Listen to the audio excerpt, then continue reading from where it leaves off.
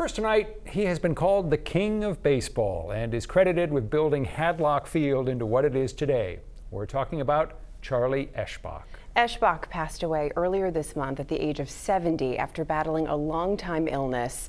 The people who knew him best say he will be missed, but his legacy will live on. You know, you can't drive by this place and not think about him. When you look around Hadlock Field, it's hard not to see Charlie Eshbach. Eshbach was the longtime president and general manager of the Portland Sea Dogs and is credited with much of the ballpark's success. That success started when he was just 22 years old after being named the general manager of the Bristol Red Sox. Several years later, he would take on the role of the president of the Eastern League. Then in 1992, Eshbach got a phone call from Dan Burke asking him to help build a baseball team in Portland, Maine. Charlie was really the architect. You know, people give my dad a lot of credit for founding the team, but my dad found Charlie. And I think that was our father's greatest gift, was finding the right person to do the right thing. And Charlie's fingerprints are everywhere here. He would joke that he was so successful because he learned how not to do things by other people's mistakes, that he knew when he came here what to do, but he just had that human touch. I always say that I think he treated others better than he wanted to be treated, and in return, folks treated him pretty well. In 1994, the Portland Sea Dogs were born, becoming the official AA affiliate of the Florida Marlins. A decade later, the Sea Dogs would switch their affiliation to the Boston Red Sox. Charlie, who was a longtime Red Sox fan, started looking at ways to make Hadlock look more like Fenway. That led to the creation of the 37-foot left field wall called the Maine Monster. He made this place what it is. It was his idea to have a mascot. And my dad thought that was a bad idea. Charlie talked him into it. And imagining the Sea Dogs without Slugger is just an example of the many ways he blessed this place. Charlie was the boss, and he was good at it.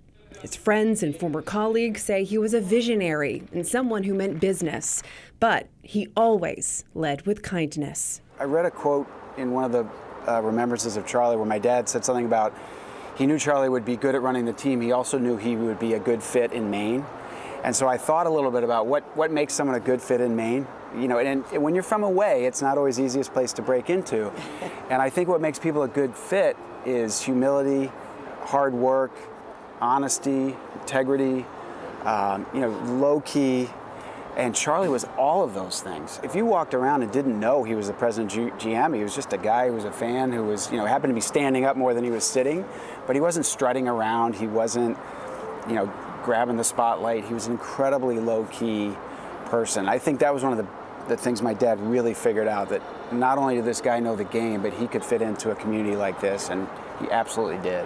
He would see things and understand things that needed to be done, and he empowered us as a staff to go and do them, trusted us and kind of led us in that direction, and just, a tremendous leader, I think a lot through his experience. At his memorial service at Hadlock Field, one of the speakers said you could go into extra innings speaking about Charlie. His longtime friend and rival, Stump Merrill, says Charlie was one of the most respected men in minor league baseball, and he always kept his word, especially when it came to the weather. I heard you telling them a story about his forecasting ability. Oh, it's unbelievable. I lived in Hopsville, and we get a lot of, in the splits in the weather with the rain and what have you, and I'd look out and it'd be pouring. And I got a day off today. The phone would ring and he'd say, Stump, you got an hour and a half. He said, we're peeling the top right now, and first pitch will be in an hour and a half. I'd drive down here in an hour and a half, and at that time I sat up in the press box all the time scouting, and he was seldom wrong. It was unbelievable. Then the same thing, the sun, we're not going to play tonight. Even though he lived and breathed baseball, Charlie at his core was a family man.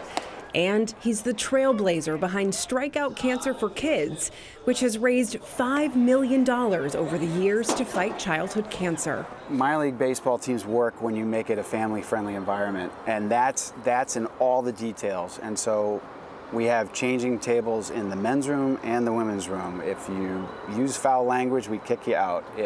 So everything is to welcome families. Charlie would play one of his favorite songs every day at noon.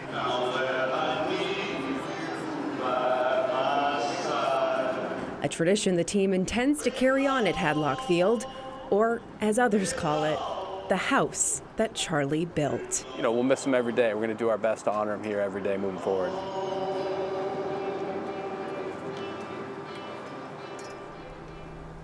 High noon is not the only way the folks over at Hadlock Field will be remembering their friend Charlie. The gate at the main entrance is going to be renamed after him. And Rob, I never met Charlie, but he sounds like a remarkable man. And two things that I just want to share that I couldn't put in the piece, didn't have time for it. He always would tell people to practice their smiles. One, because he said something as simple as a smile could make the world a better place. And Great he advice. never swore, ever. Always kept things professional. He always struck me whenever I interviewed him as just so low key, which is not the norm necessarily in professional sports, but a really good guy.